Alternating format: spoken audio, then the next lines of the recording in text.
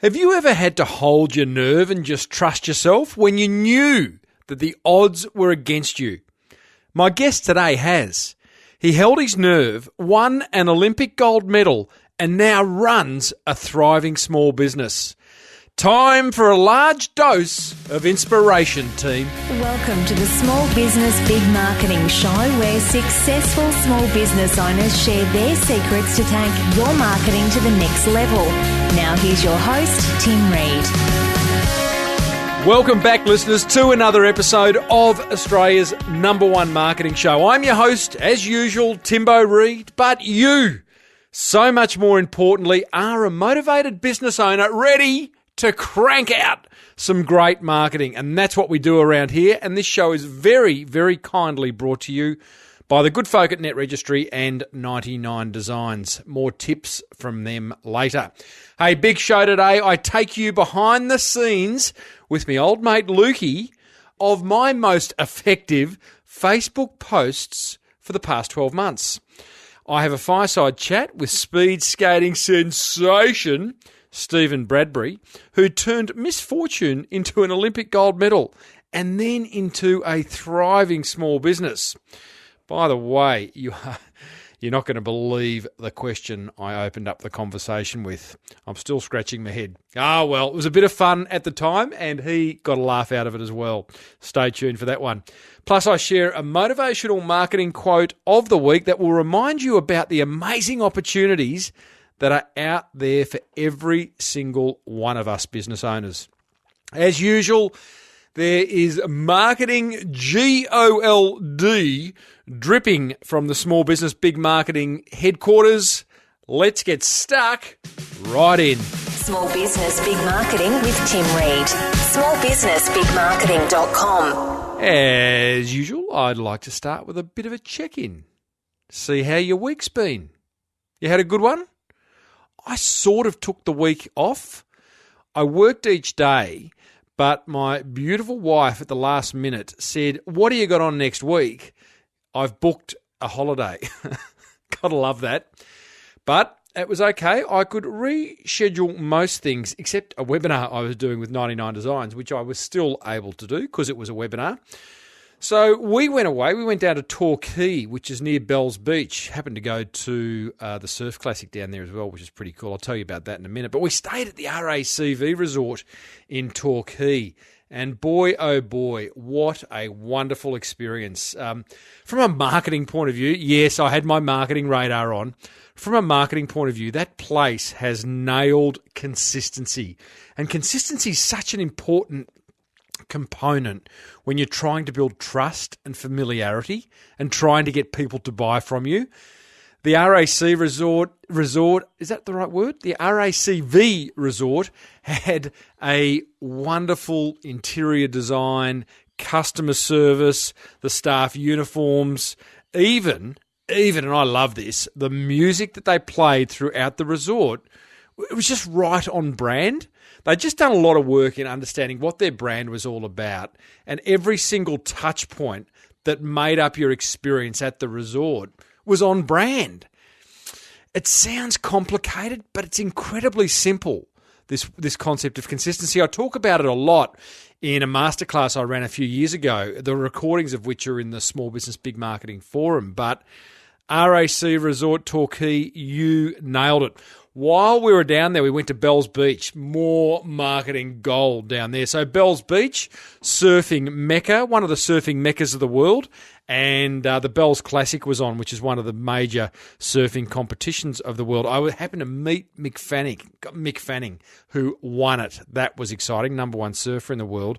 But I got to tell you, Jeep, you nailed the integration at the Bells Classic. It was fantastic the way Jeep just kind of slowly got under your skin wherever you went around the competition. Give you some examples. They had the Jeep Chill Out Lounge. That was just a cool little on-site van where you could go and chill out. They had lounges, air conditioning, TV to watch the Classic if you didn't want to go down the beach and watch it. That's a first world problem. They had a sand-covered Jeep on display, which looked just incredibly cool. Looked like it had been made out of sand, but it was actually a real Jeep that was just plastered all over with sand, so you couldn't see one bit of it. But such a fantastic sort of point of sale display, I suppose, if you like. And you couldn't help but take a photo and send it out on Facebook or Twitter. It was incredibly shareable. That is word of mouth right there. And they had Jeeps, and I'm sure this was product placement, but they had Jeeps placed throughout the car park at Bells Beach. And I wouldn't say every second car, but, there were a lot of Jeeps in the car park, and I don't think that was a coincidence. One other thing I did this week, I had a meetup for the Small Business Big Marketing Tribe in Melbourne, which was a lot of fun. So a big thank you to everyone who came along to that. It was great. Such an eclectic mix of small business owners. And thanks, Ben, from Geelong. You're a legend, mate. Thank you. I know you love being mentioned, so you organised that meetup. So a big well done to you, buddy. So that's my week. I hope you have had a cracker as well. Righto, listeners, time for a little blogging/Facebook case study with my old mate Lukey. Lukey, are you there? I am, Timbo. How are you, mate? I'm very well, mate. I'm excited to... actually, I'm not that excited about numbers. You know me. I'm a much more an emotional marketer, but I know you get excited by a little bit of marketing analysis. Yes, you prefer to let me look at the numbers from time to time, Timbo. I do. Now, Lukey, we've been working on boosting Small Business Big Marketing's Facebook coverage and traffic to websites. So last week, I wrote a very innocent blog post. The headline is 7 graphic design fails, and then in brackets, number 6 will have you scratching your head, ! And then I basically found 7 examples of poor graphic design from around the internet and presented them in the blog post with a 1-sentence comment for each example. The first example, a visual, it was an image of a pencil put together by an anti-drug organisation. And on the pencil, when it's at full length, it says, "Too cool to do drugs." But as you sharpen the pencil down, you get "cool to do drugs." And then as you sharpen it more, it says, "Do drugs." And then when the pencil's sharpened right down, it says, "drugs." So therein lies a graphic design fail. And then there was another 6 examples of funny graphic design examples. So I wrote that blog post. I then grabbed it and put it across over on the Small Business Big Marketing's Facebook page. And it started to get a little bit of traction, didn't it, Lukey? Yes, it did, Timbo. So yeah, I've been keeping an eye on the Facebook page, and I've noticed that most of the content that you put out there will get some likes. I suppose some of the recent posts you've put up there have got sort of around the 200 reach mark, which means 200 people have actually seen it, and then anywhere from a couple of likes to 10 or 20 likes. But I'd noticed that this particular post that you put up there had certainly got much more engagement, or at least reasonably significantly more than the other recent posts. So I thought, well, this would be a good opportunity. That's usually an indication that you're hitting the mark with the content. The people who like your page already, and you've got about 4,500 likes. So the people that like your page already, some of them have started to see the content and have liked it. And that's sort of when Facebook says, "Oh, this obviously is good content. We're going to start showing it to more people who like your Facebook page." And that's when it starts to get engagement, I suppose, for want of a better word, virality. Virality. It develops a life of its own, doesn't it, Luke? Write that one down. Yeah, that's right. So I decided with your Facebook ads account, Timbo, that we'd throw some dough at it, mate. Throw some dough at it. So, $20? $20? The massive budget of $20 that you gave me, I actually went over that and spent $25. Oh, sorry, Luke. That's 25% over budget, mate. What are you doing? I don't remember getting that email. Righto. So we've boosted the post. We boosted the post. Now, this is the important part because in Facebook's native interface, there's a big button. If you're a Facebook page owner, you'll notice there's a big button that says Boost Post. Now, that's quite a scattergun approach of boosting a post. Facebook will try to find like-minded people, but there is a bit of way. I don't want to get obviously stuck down in too much detail, but there's Facebook's Power Editor, which is basically a Facebook ads editor that has much more functionality than just, I guess, the in-browser functionality.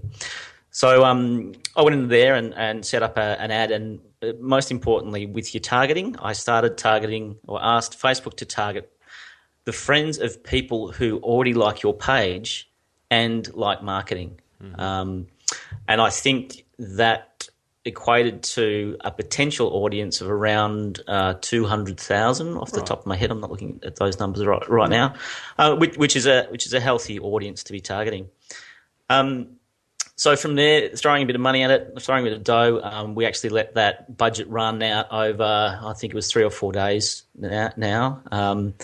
And anyway, long story short, off the back of that, you've ended up with about 418 clicks, and this is off the paid version, just remember. Yeah. Which equates to about 6 cents per click, which I think in anyone's language these days is pretty cheap in terms of paid advertising. So we've got other numbers, 14,000, nearly 14,500 people reached, 65 likes, 24 shares. The shares is where the power is, because all of a sudden you get that massive leverage of going onto other people's pages, yeah? That's exactly right. So that sharing is really the viral part of it. Now, so the stats I've been reading out of the stats that Facebook ads reports give me. Yeah, right. When I go and look at your Google Analytics, we can actually then see what impact those other shares have had, because Google doesn't count those clicks. So you've actually, off the back of all up from that piece of content, people sharing it, us boosting it, you've ended up with about 900 visits to your website, which equates to about 3 cents per click. Oh, man, how good's that? I love it when you read those numbers, Luke. Now, some of the learnings for listeners, let's just smash through some of them. From my point of view, as the creator of the content, I think a compelling headline works brilliantly every time. So my headline, 7 graphic design fails, and then in brackets, number 6 will have you scratching your head. There's a bit of curiosity factor there, which kind of, my intention was, how can people not click on it just to see, if anything, what number 6 is?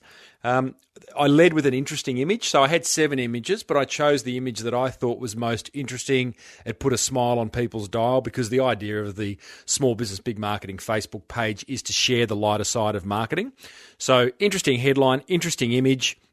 I think just being a visual post, once I got people to the post, that there was lots of images. There were 7 images there. Each one was funny. There wasn't a lot of copy. Doesn't mean you shouldn't write blog posts with lots of copy, but in our attention-lacking world, a blog post like this does seem to get more engagement.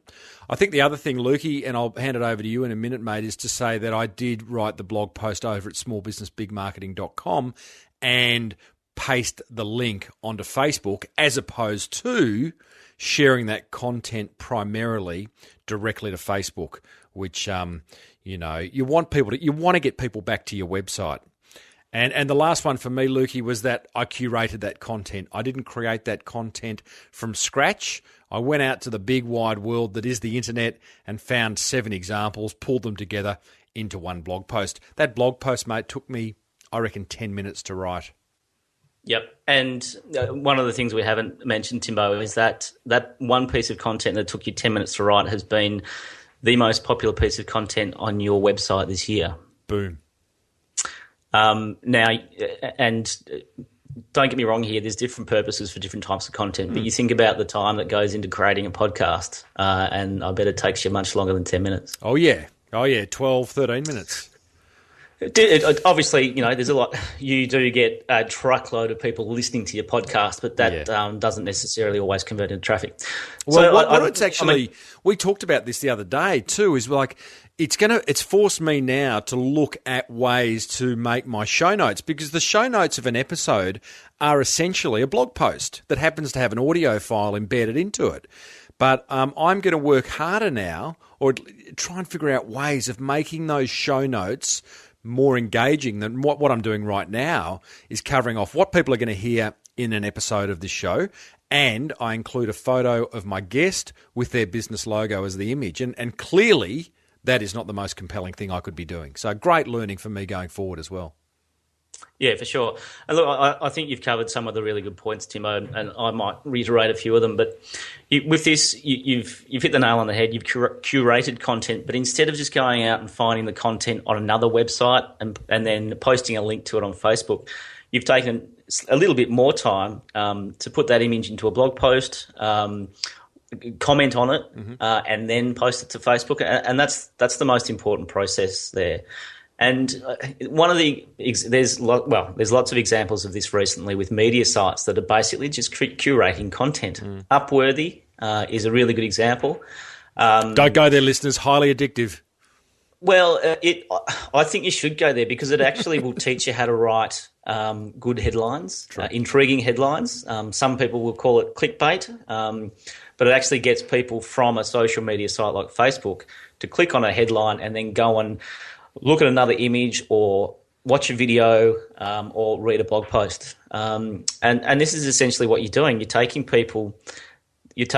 an audience from Facebook, showing them something that's entertaining, intriguing. They probably want to, you've shown them one image that's kind of funny and intriguing. And with your headline, you've intimated that there's another 6 images. So that's kind of getting people to click across to your webpage. And Lukey, so I think, Facebook hate this stuff, don't they? Because it actually gets people off Facebook onto your own site. Yes, but then it probably also dangles a carrot to people like you, Timbo, and me that go, oh, gee, I'm getting a bit of traction here. I might throw some money at this. So I would certainly say that, I think Facebook doesn't mind this happening because they know that people are going to come back to Facebook anyway. Yeah, right. Yeah, well, it is sugar. Facebook is the virtual version of sugar. We can't get enough of it. Hey, Lukey, love it, mate. I love getting under the hood with you. So what I'm going to do is I'm going to go and write another engaging blog post. I'm going to share it on Facebook, and I'm going to up your budget to $26. $26. All right, mate? See you next time. Sounds good, mate.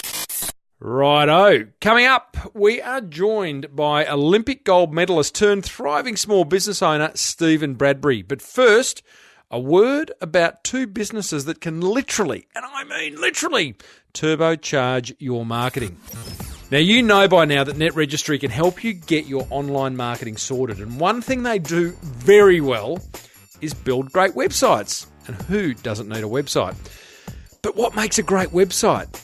So in the last 2 episodes, I've shared 5 characteristics of websites that produce results for their owners. So if you haven't heard them, go back and listen to the last 2 episodes. Here's another 2 characteristics of great websites. Number 1, they include multimedia. Video, audio, words, photos, illustrations, infographics. Just present your information in a multitude of different ways because people consume information differently.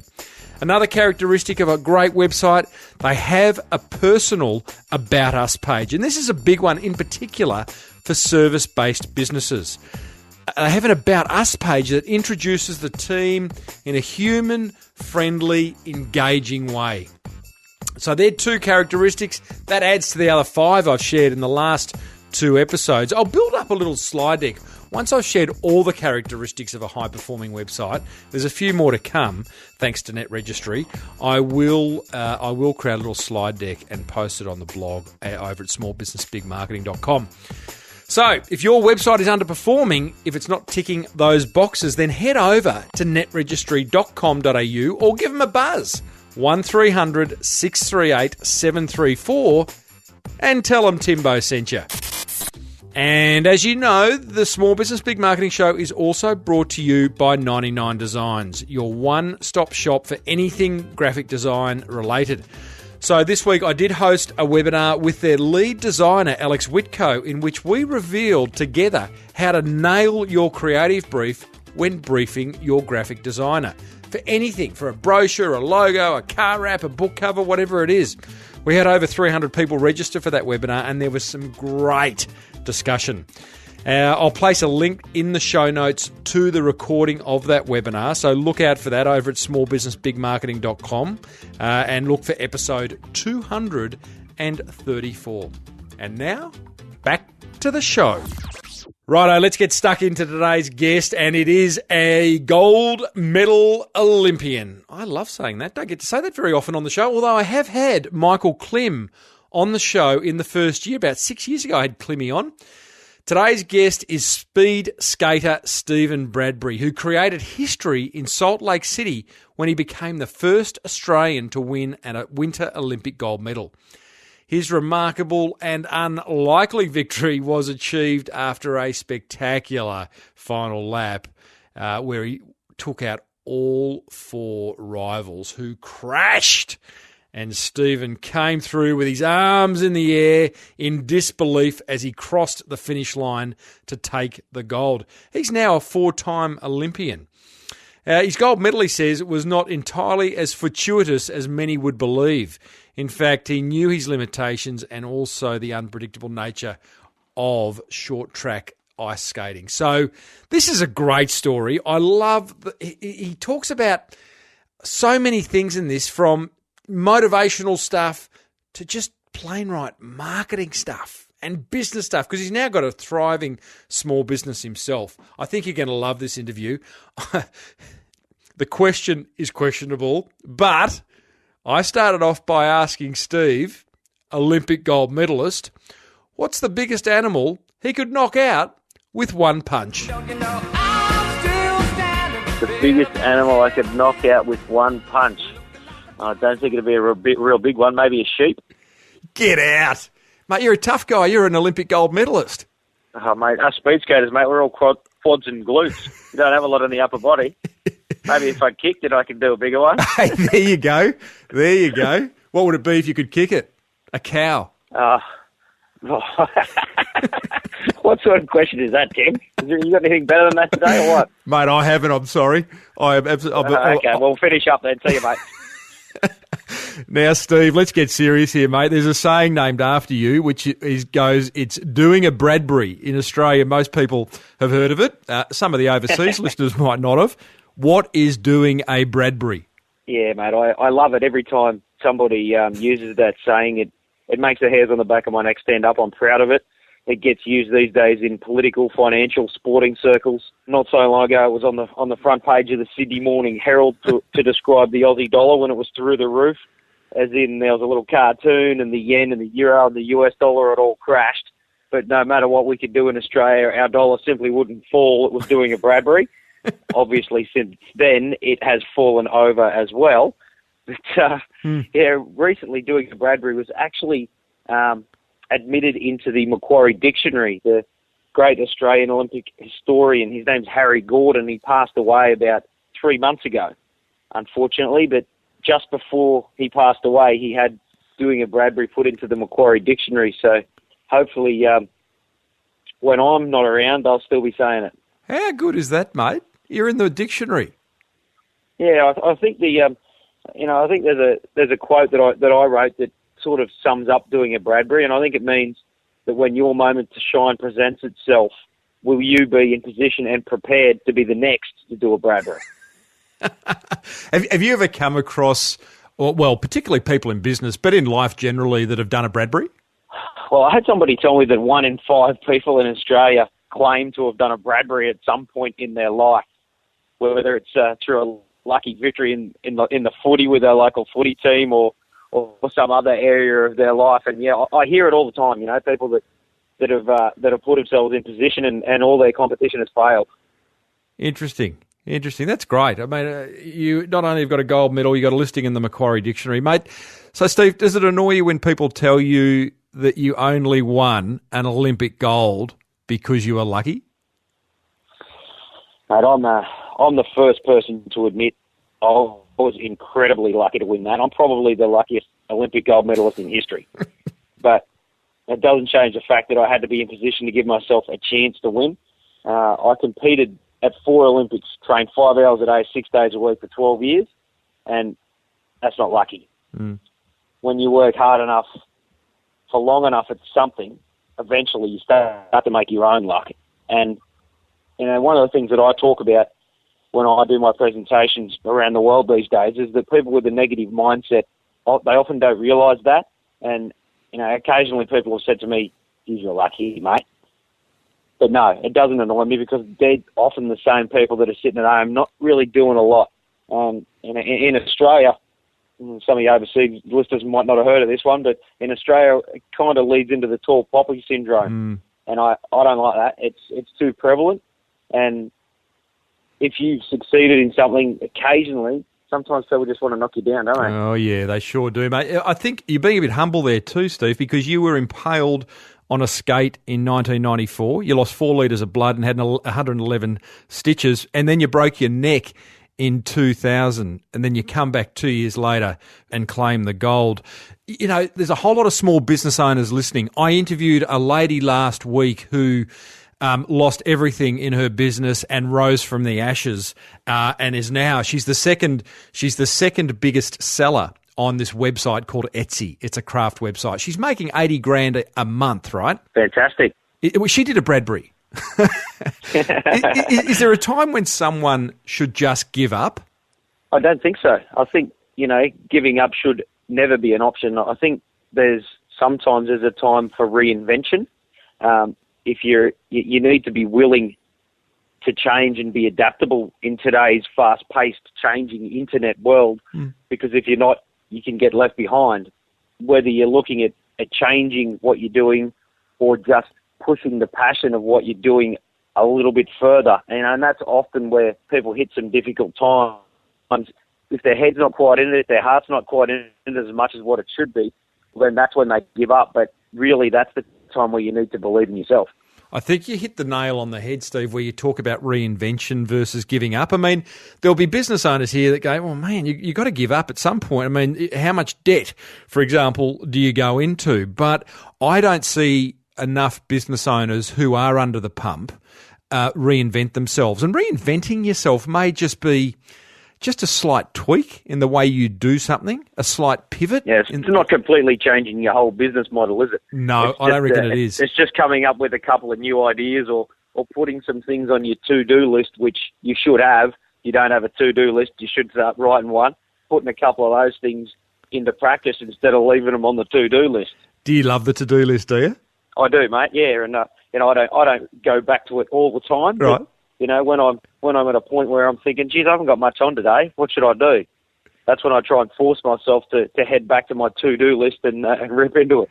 Stevie, you're one of these blokes, and you don't have to come clean, but I'd love you to. You're one of these blokes who may do something, achieve something in the day, and then go, oh, geez, that wasn't on my to-do list. So you write it down on the to-do list and then cross it off immediately?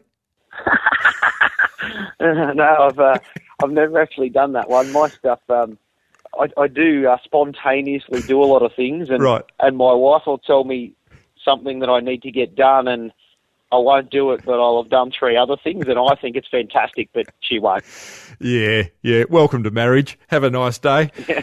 By the way, yes, I am one of those blokes who writes things on the to-do list after they've been done. But anyway, enough. It's not about me. Now, mate, you won Olympic gold in 2002. Well, a belated well done from me. 12 years ago, that was. And now in 2015, you're one of Australia's best and probably busiest motivational speakers. I came across you at a conference a couple of weeks ago that we were both speaking at. Did you ever imagine you'd have a career as a motivational speaker? I didn't even know that it was a career option. I suppose for me, the term motivational speaker, that's what I do now, but I still don't really like the term that much. It sort of comes off as un-Australian. Personally, I prefer to call myself a real life speaker, but nobody knows what that is. So, yeah, it stemmed after winning the Olympic gold medal. Obviously, I had a telephone call. I recall it from my agent, and I couldn't believe that I even had an agent. I was a speed skater from Brisbane, which isn't exactly the centre of the speed skating universe. Not the coldest place on earth, mate. Yeah, so why on earth would I need an agent? But anyway, after winning the gold, a lot of stuff happened, and Rob, my agent at the time, gives me a call and says, Steve, they've asked you to come and speak at the annual Retrovision conference. Back then, they were a large television and electrical chain in Australia. Yep. The conference was in Adelaide, and they said, and they'll pay you $5,000. Hello. I said, Rob, are you serious? $5,000? That's what I make in a year.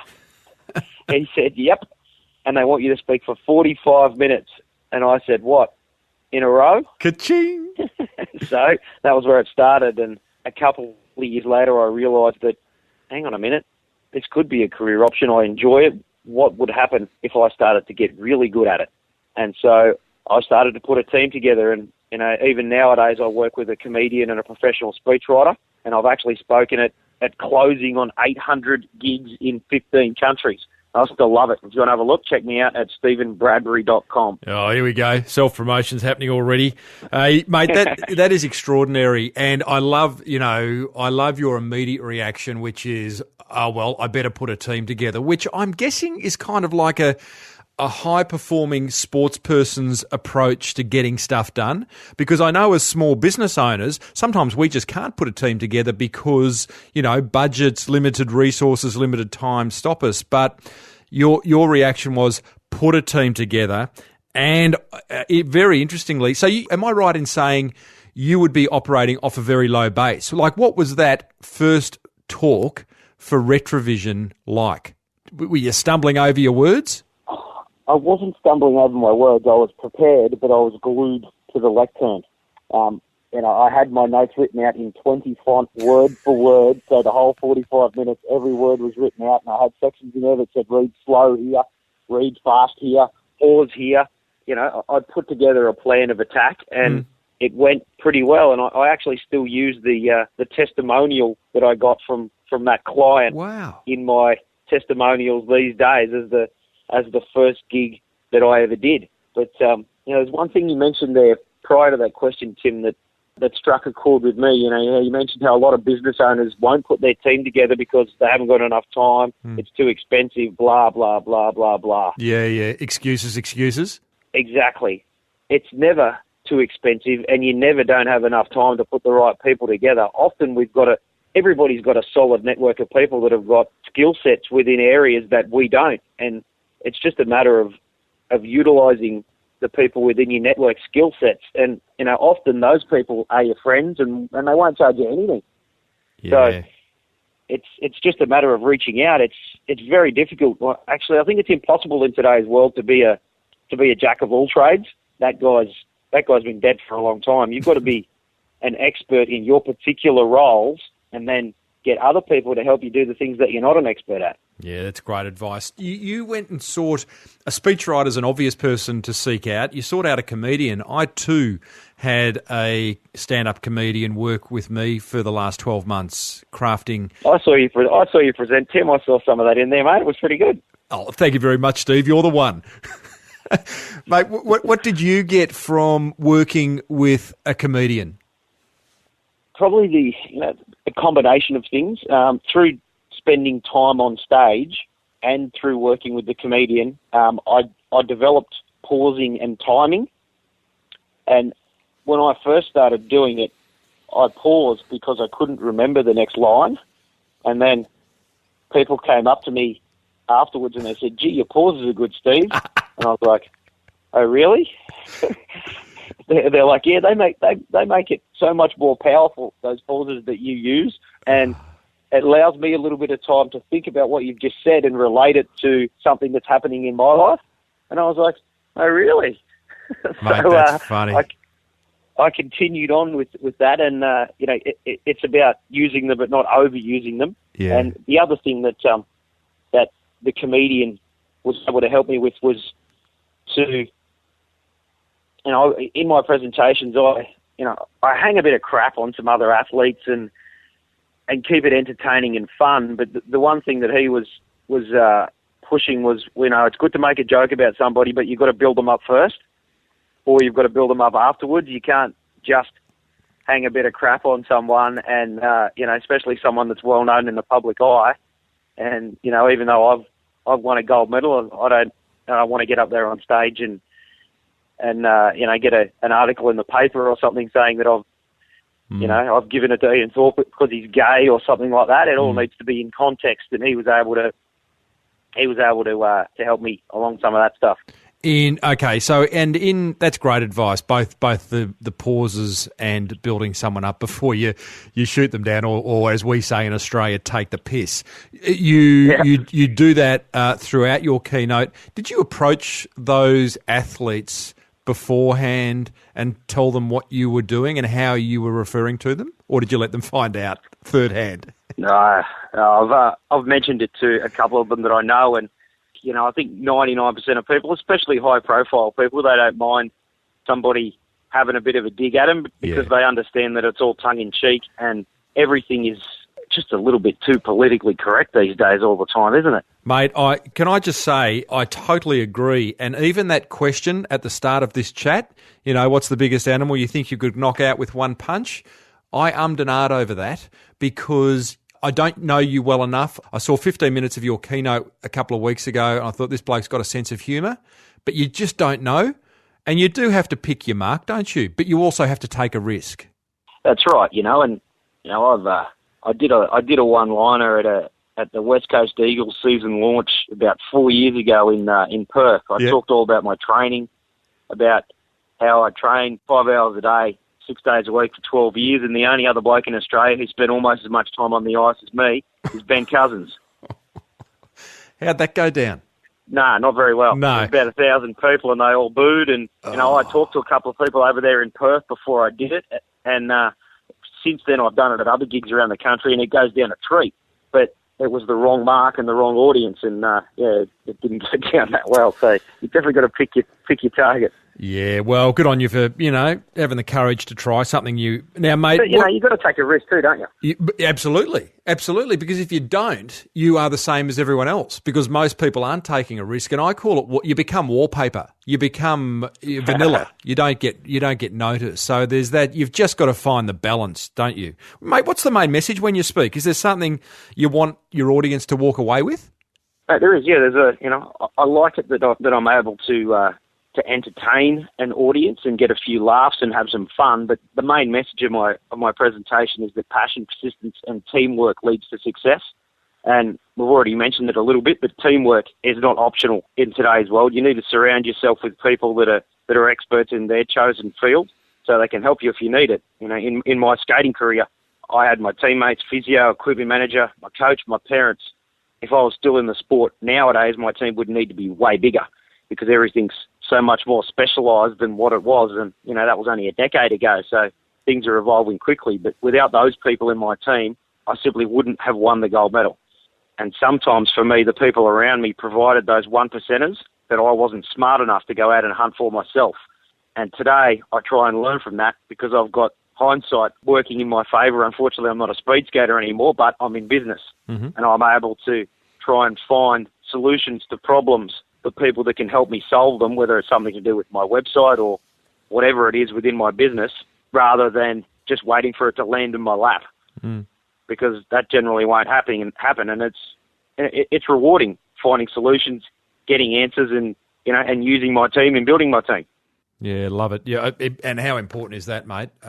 We don't do that enough, and as you said before, encouraging small business owners to get out there and surround themselves with what I'd call A players. Yeah, I like that term, A players, and for my message, the question you asked there before, the experiences that I have, and when I'm on stage, I'm often able to use those experiences, and people are able to relate them to things that are happening in their life. I once had a CEO of a large organisation that I presented for a couple of days ago, and he rang me up a couple of days later and he said, Steve, I've just had Peter, my second in charge, hand me his resignation. Oops. He said that after listening to my presentation, he realised that he was going through the motions and it was time for him to leave and do what he was passionate about. He was with him for 17 years. He was his go-to guy, and he was really going to miss him. And he's telling me all this on the phone, and I'm thinking, oh, Jesus, what have I done? Do I need to go and get a lawyer? And the CEO, he then says, Steve, yesterday was definitely not the result that I was hoping for with what's happened since from your presentation. But Peter is now moving on to do what he loves, and he's forced my hand to go out and find a new 2IC, which I knew I was going to have to do in the not-too-distant future anyway. So I've just called you up to say thanks. And Man. I was on the other end of the phone, and I said, okay, No worries. See you later. No lawyer required. No. Funny how things turn out, isn't it? Well, how things turn out, and it's an entire another discussion, but I'm sure it's amazing. You must look back and reflect on the things that have happened. Not only has an entire industry of speaking opened up to you, but the amazing impact that you have been able to have on other people. And I often look at that. I look at people in the public eye and think about, they would never have realised the impact they're going to have on people they'll never meet, on the role modelling that they are now responsible for, whether they like it or not, and the responsibility that comes with that. Does that responsibility weigh heavily for you? Do you wish it wasn't there? Do you love it? I've never been a fan of the word responsibility. I don't know why.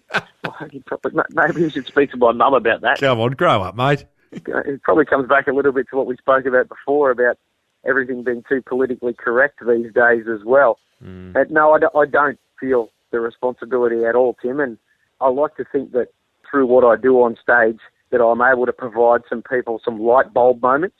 And I'm thinking back now to when I first started doing the speaking. I'd won the gold medal, and people said to me all the time, so what are you going to do now, Steve?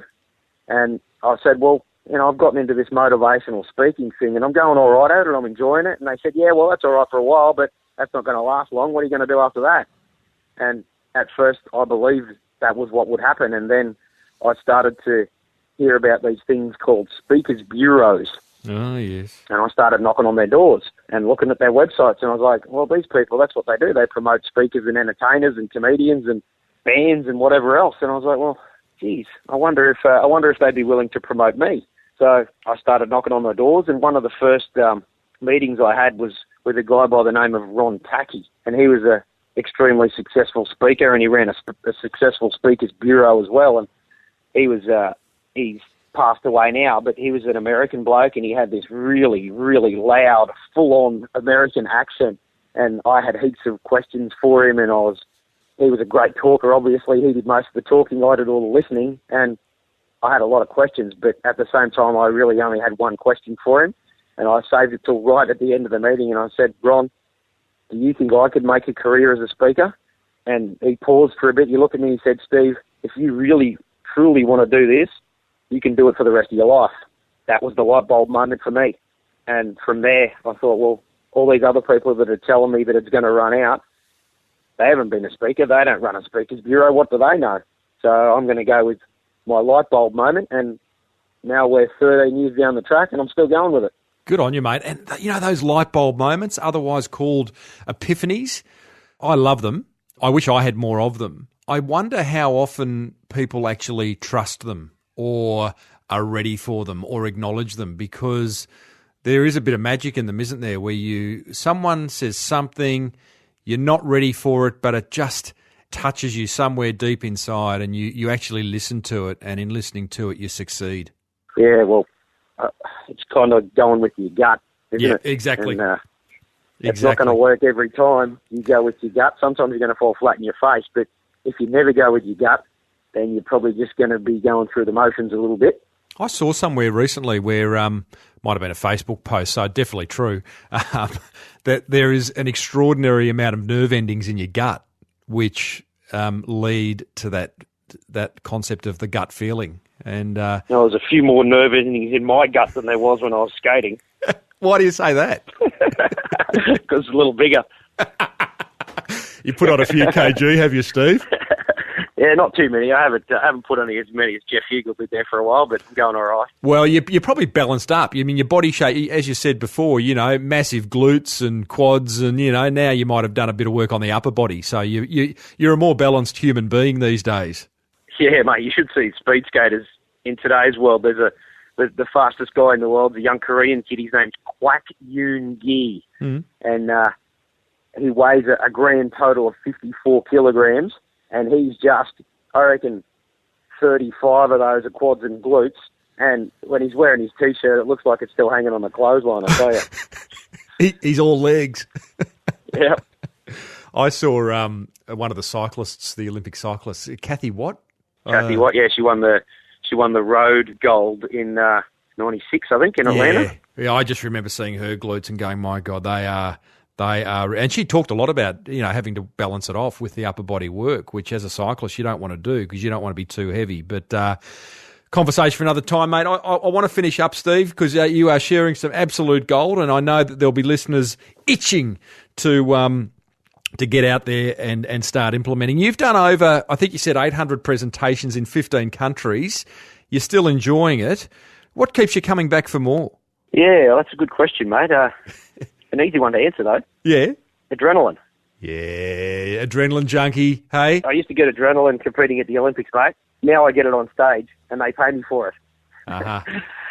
Sometimes when I'm speaking, I just get locked on maybe half a dozen people in the audience because they're the ones that are really eyeballing you, and you end up eyeballing them.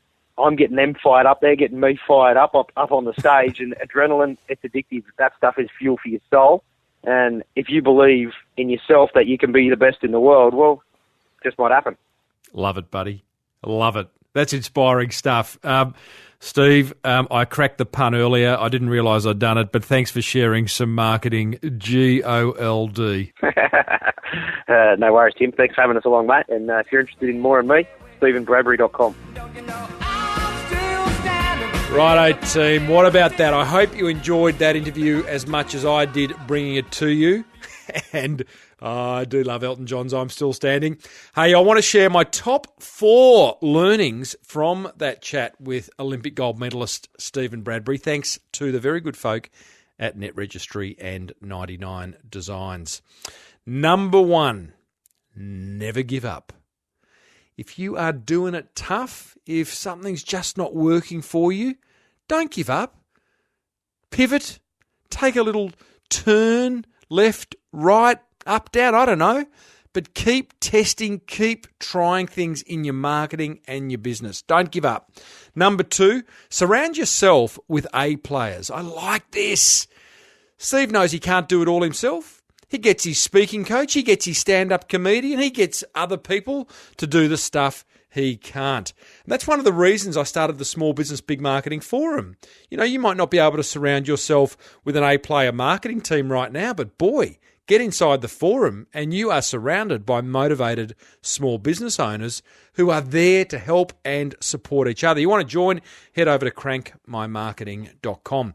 Number 3, believe in yourself. As Rowdy McLean in a previous episode said, as Keith Abraham in a previous episode said, I reckon every guest I've had on this show, whether they said it overtly or covertly, would support this notion of believing in yourself. Remember, guys, you don't have to be the best in the world. You just have to be the best in your client's world, in your prospect's world. And number 4, don't tire of what you're good at. I see a lot in marketing where business owners and marketers change direction because they're tired of the brochure or the website or the headline or the strategy that they're using. But the reality is most people in your business won't have seen it. Steve is year after year continuing to tell his wonderful story and make a business out of it. He's not changing. He's just doing what he does best. And I encourage you not to tire of what you're good at. I'd love to hear what you got from that interview, what your big takeout was, your big learning. If you want to join the forum, get in there. We talk about each episode over at crankmymarketing.com, or you can leave a note in the show notes for episode 234 over at smallbusinessbigmarketing.com. Righto, time for the motivational marketing quote of the week. It is from none other than the late American comedian Milton Berle. You probably haven't heard of him, but he's one of the most famous guys on early American TV. And he said once, if opportunity doesn't knock, build a door. Don't you love that? If opportunity doesn't knock, build a door. You see, there's opportunities everywhere if you're prepared to look. Not always obvious, but they are there. So stay alert, look out for them, and have the courage to recognise an opportunity when it taps you on the shoulder. Thanks, Milton, for that marketing quote of the week. It's that time of the episode Nearly there. Not quite. Hey, if you enjoyed this episode of Australia's #1 marketing show, then you are going to love what I have coming up for you next week, where I'm joined by the second biggest seller on the e-commerce website, Etsy. And boy, does she share some marketing GOLD. To never miss a second, simply subscribe over at iTunes or on your favourite podcast app. Be sure to hit me up on Twitter. @Timbo Reid is my handle. That's Timbo and then REID. To book me to speak at a conference, head over to timreid.com.au. I'd love to come and speak at your conference, or maybe you're part of a chamber of commerce or some kind of association that needs a speaker every now and then. That's what I do. If you want to pay it forward, then go ahead and tell another motivated small business owner just like yourself. They're going to love you forever if you do. And be sure to use 99designs.com/SBBM for all your design needs and Net Registry to get your online marketing sorted. A big thank you to all those who've left a review on iTunes or a comment in the show notes. Love reading them. And a special thanks to my forum members. Love you guys. Keep motivated. Stay motivated. You inspire me, that's for sure. Until next week, I'm Timbo Reid. You're a motivated small business owner, and you've been listening to the Small Business Big Marketing Show. May your marketing be the best marketing. Bye for now. You've been listening to the Small Business Big Marketing Show with Tim Reid. Want more marketing goodness? Then visit smallbusinessbigmarketing.com.